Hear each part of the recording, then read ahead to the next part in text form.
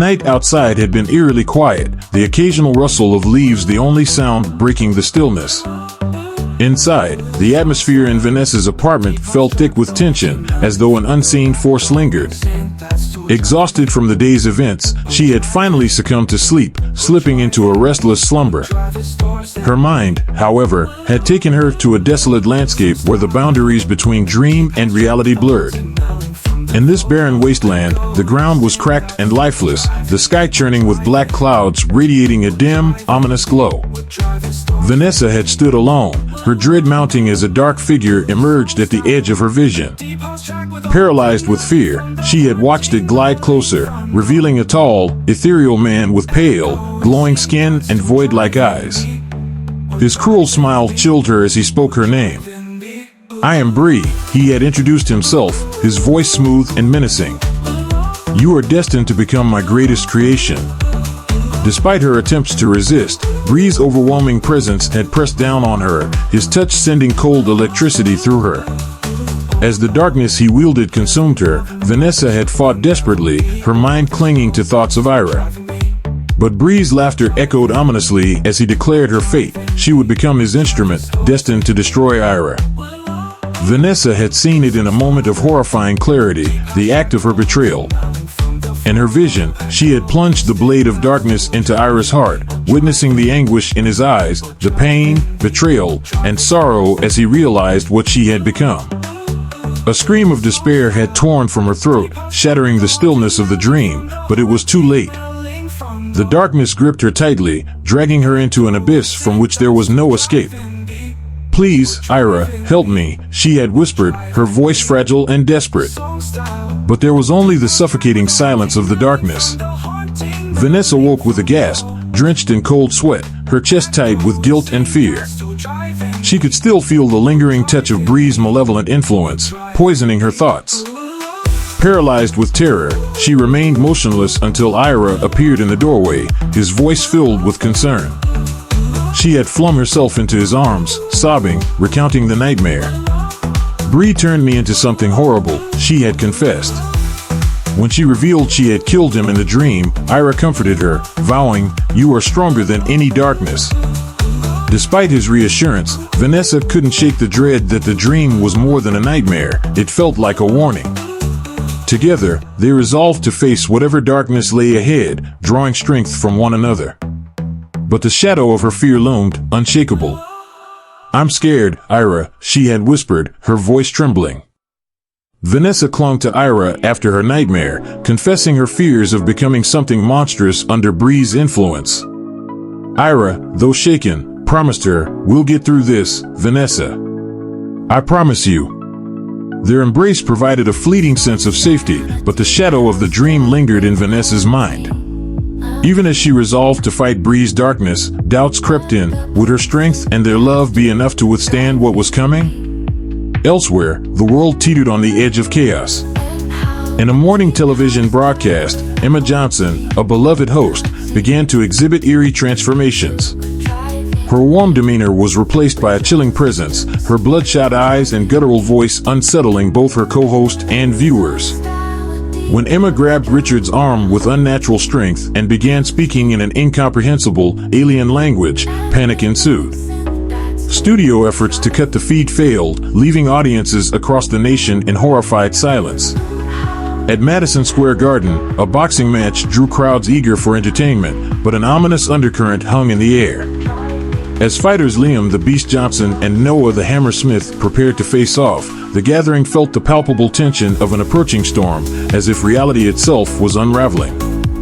In a chilling turn of events, chaos unfolded during a boxing match and a tennis game, as individuals succumbed to a sinister influence. At Madison Square Garden, Liam the Beast Johnson, known for his precise and controlled boxing, began behaving erratically after the bell rang. His sluggish movements and bloodshot eyes, filled with a malevolent glow, alarmed both the audience and his opponent, Noah the Hammer Smith. When Noah asked, "Liam, what's going on?" Liam responded only with guttural growls and an unholy focus. Despite Noah's efforts to defend himself, Liam unleashed a relentless assault, speaking a garbled, alien language similar to one heard in a prior incident involving a TV host. Noah managed to land a powerful punch, but Liam barely flinched, taunting, "Is that all you've got?" The fight devolved into a brutal onslaught, with officials paralyzed by fear. Only when Noah lay limp did Liam pause, momentarily regaining clarity and confronting the horror of his actions. Meanwhile, at the US Open, a tennis match between Amelia Hawthorne and Isabella Marlowe took a dark turn. Isabella exhibited erratic movements and bloodshot eyes, muttering guttural, otherworldly phrases. Amelia's concern, "Are you okay?" was met with silence as darkness enveloped yet another victim in its sinister grip. At the US Open, Isabella Marlowe's tennis match turned into a nightmare when she suddenly screamed, clutching her head in agony. Amelia Hawthorne rushed to help, shouting, "Get help," but Isabella collapsed, convulsing violently. The crowd gasped in horror as medics tried to restrain her, while her screams echoed through the stadium. When the convulsions stopped, Isabella lay still, her body lifeless. As medics lifted her onto a stretcher, Amelia saw her opponent's face twisted in terror, her once vibrant eyes now vacant. The crowd sat in stunned silence, the weight of the dark event pressing down on them. Meanwhile, at Carrier Dome, during a basketball game between the Knicks and Lakers, James Parker exhibited strange, erratic behavior. His bloodshot eyes darted around the court, and his once graceful movements became jerky. Soon, other players also displayed the same signs, struggling with their coordination and turning on teammates. The game devolved into chaos when James charged at a teammate, tackling and attacking him with brutal force. The coach screamed, but the players were consumed by a dark influence, turning the court into a battlefield. The madness ended only when a player collapsed, allowing referees to intervene, but the damage was done. The game was called off, and the arena fell into eerie silence as spectators, their faces pale with shock, filed out without speaking, unable to process what had just occurred. A press conference followed the chaotic events, where Dr. Stephen Harlow, a leading neurologist, grimly addressed the media. "What we are witnessing is unprecedented. These incidents are not isolated, they're happening across multiple sports and locations. The symptoms are consistent: bloodshot eyes, erratic behavior, and a complete loss of control."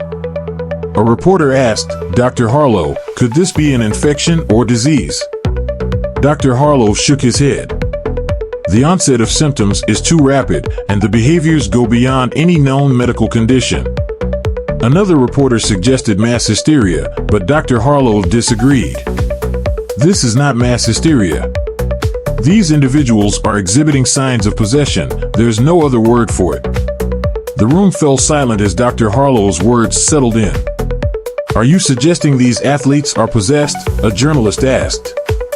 "I don't have all the answers, but whatever this is, it is not of this world." In the following days, the dark influence spread globally. Celebrities and ordinary people alike displayed the same terrifying symptoms. Governments struggled to respond, unable to fight an unseen, incomprehensible force. The world was descending into chaos.